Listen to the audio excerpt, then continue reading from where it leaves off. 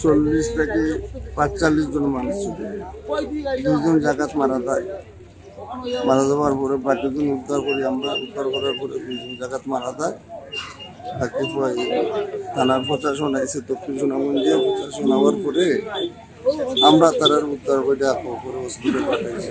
আমরা একটা সংবাদ পাই অ্যাক্সিডেন্ট হয়েছে, তো আমরা দ্রুত ঘটনাস্থলে চলে আসি।